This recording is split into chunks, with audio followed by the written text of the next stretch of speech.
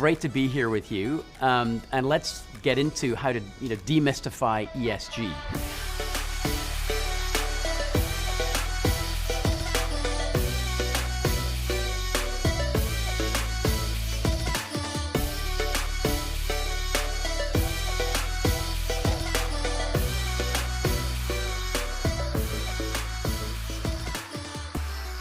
My background is a little different in this space. I have explorer parents. My parents are Arctic explorers. And this article in National Geographic from August '67 is actually about my mother becoming the first woman to cross Greenland's ice cap. Did it with my dad back in that era, sponsored by National Geographic. But my parents took their kids along with them on their expeditions, and so much of my childhood was spent amongst the icebergs and the savage beauty of the far north, Greenland, far north of Canada, and living with the indigenous populations that live up there. It's an amazing place, but what we see now is that glaciers are moving up to 3 feet every hour. Such is the pace at which the ice cap in the middle of Greenland is melting, and that's creating huge challenges with the disappearance of that ecosystem, which was there for thousands of years as a result of what mankind is doing.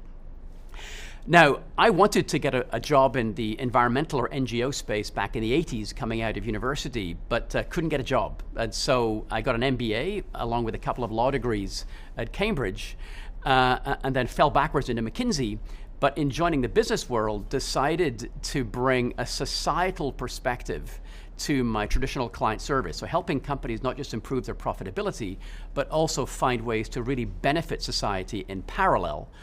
If you like to follow Aristotle's advice, where your strengths and the needs of society overlap, there lies your vocation. And if you like, my role in business has been to help companies find that vocation. Where can they help solve a societal challenge in the ESG space? And how can they deliver on that in a way which helps society as well as benefiting shareholders?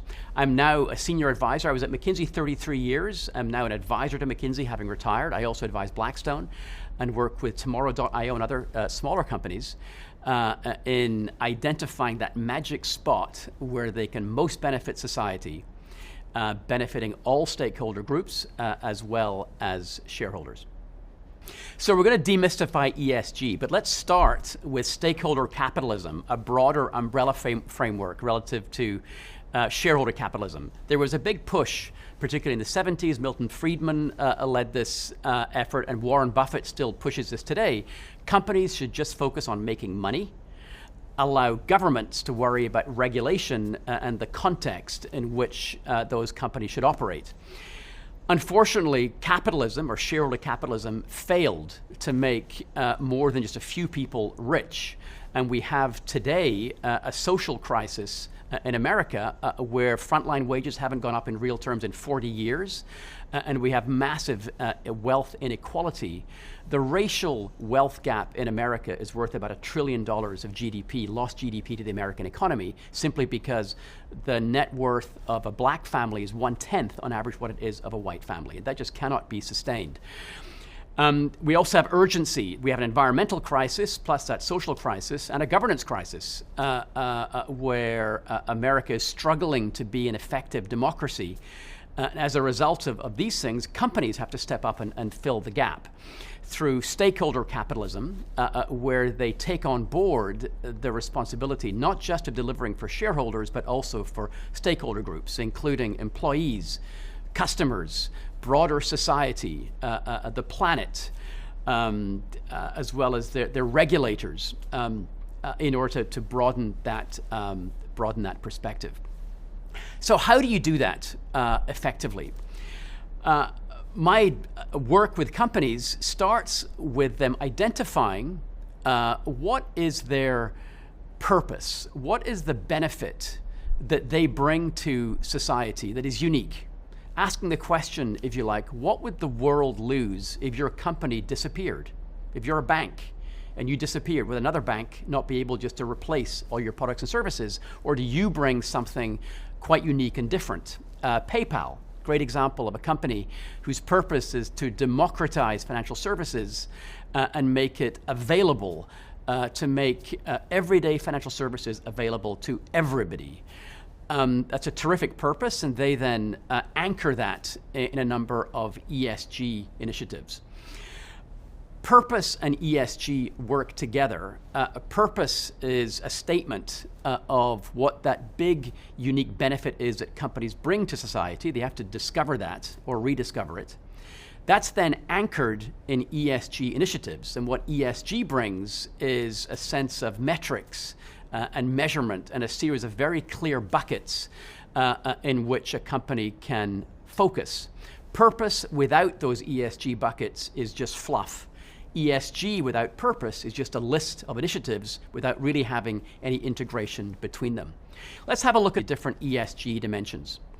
The environment includes what a company can be doing, for example, to reduce emissions, to reduce water use, promote biodiversity, recycling. Those would all be topics under the environmental dimension. Tomorrow.io, of course, has its unique benefit in providing extraordinary weather intelligence to companies who can then make operational decisions they couldn't have made before. For example, whether to irrigate or not when they actually know it's going to rain or not rain.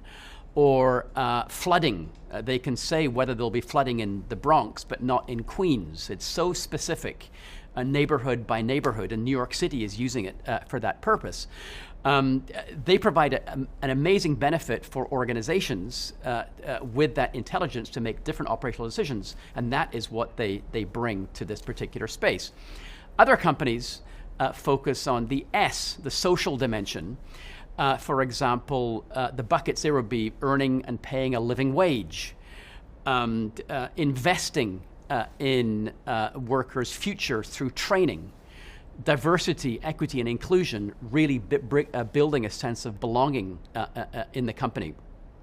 Developing products that make a difference to the community. Those are all social or S buckets.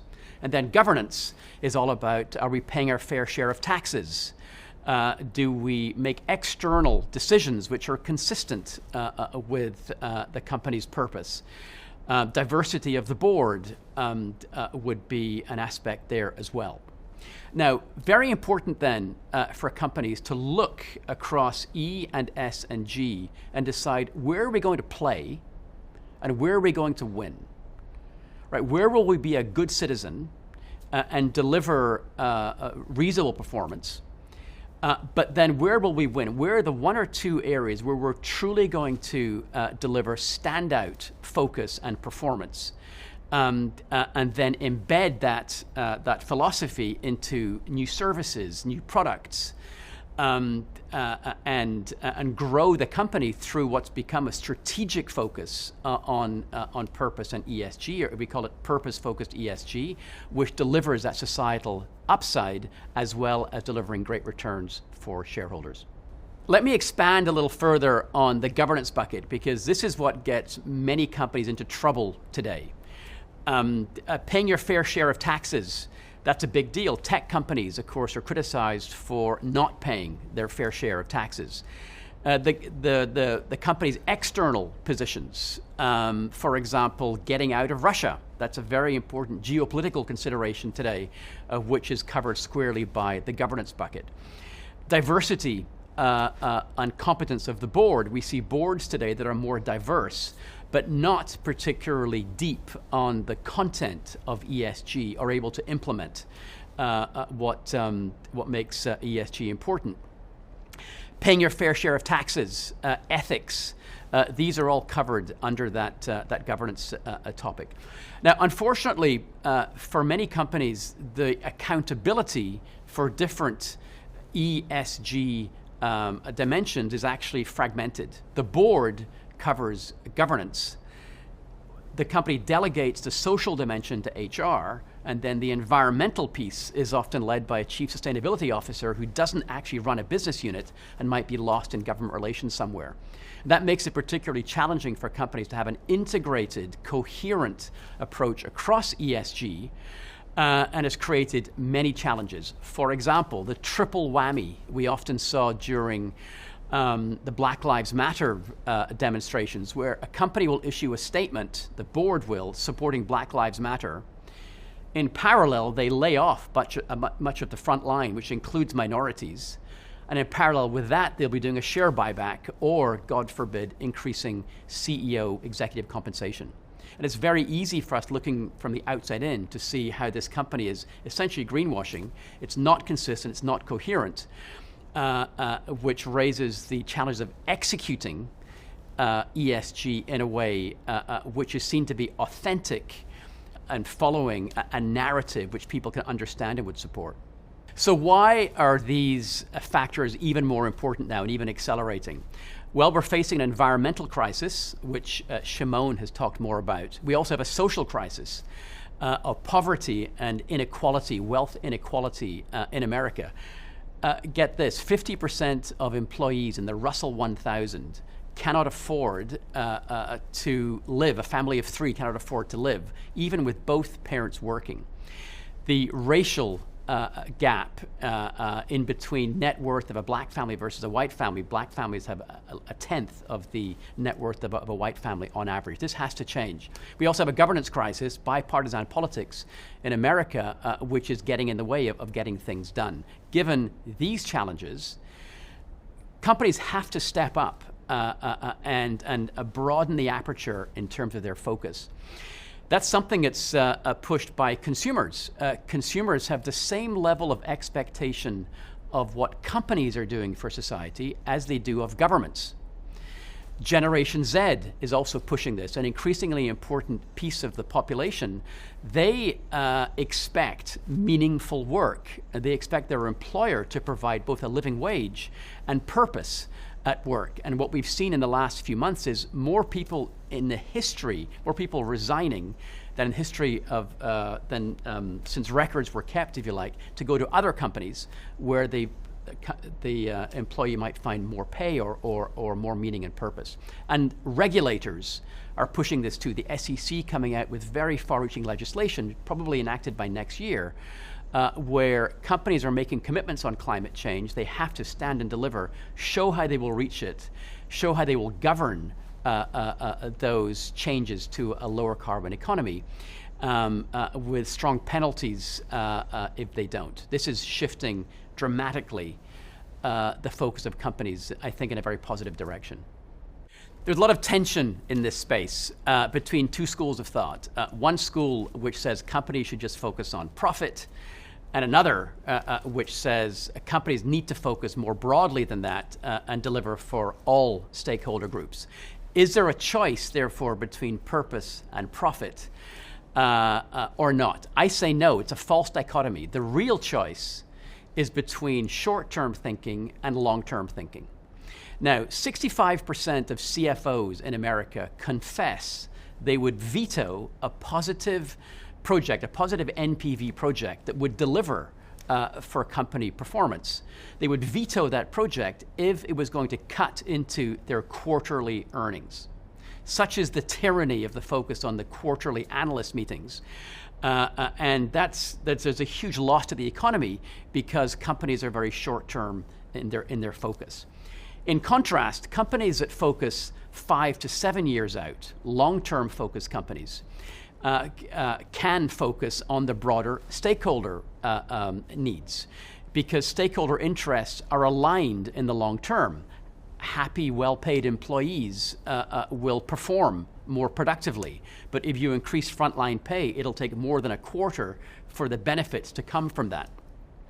Similarly, when you're engaging your suppliers and eliminating risk in the supply chain, that takes more than a quarter to do. Having put that in place, though, you have a lot less risk in your supply chain.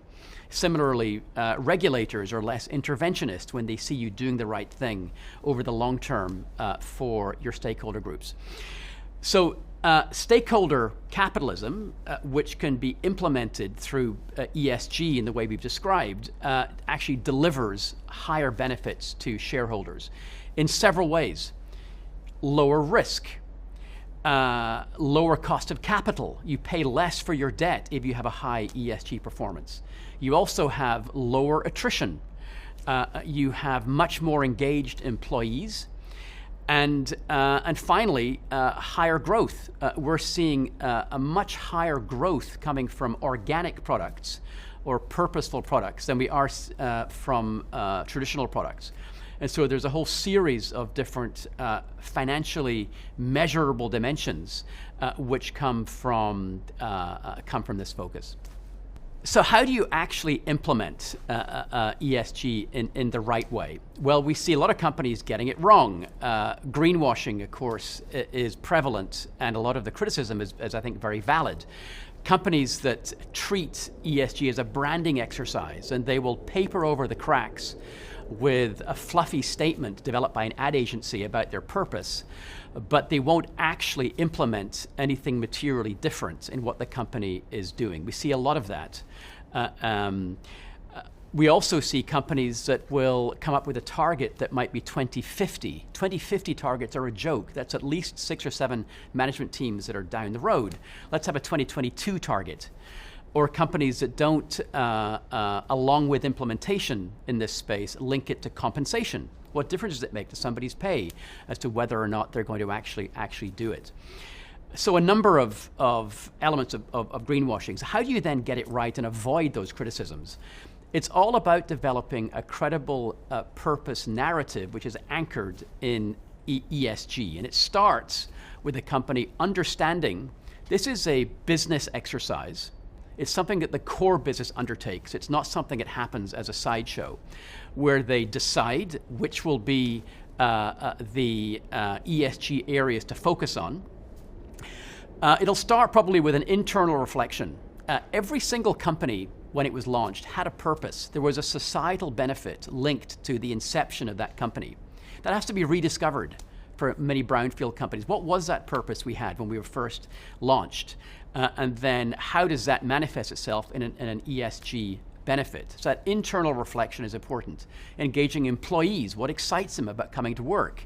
What do they think would be a good purpose and a good ESG focus? Then secondly, benchmarking.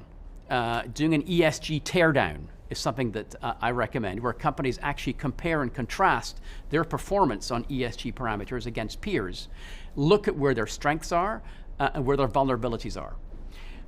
And then thirdly, as they're moving to action, they need to first of all tackle vulnerabilities.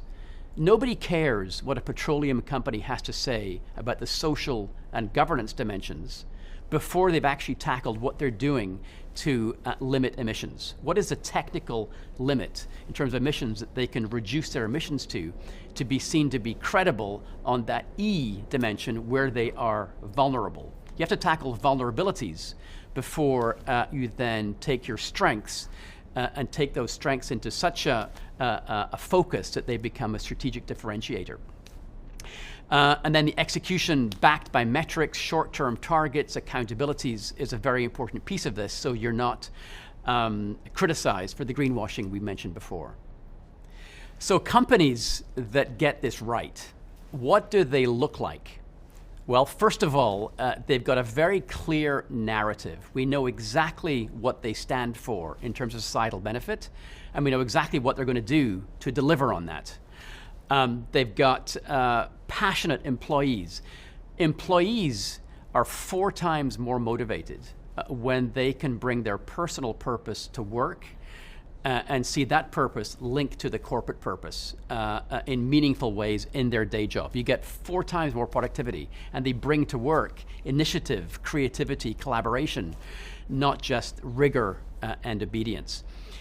Companies that are great on this topic, they're also taking bold stands. They're moving their sectors and they're taking a bold stand, which then creates increased loyalty from consumers and buyers of their product.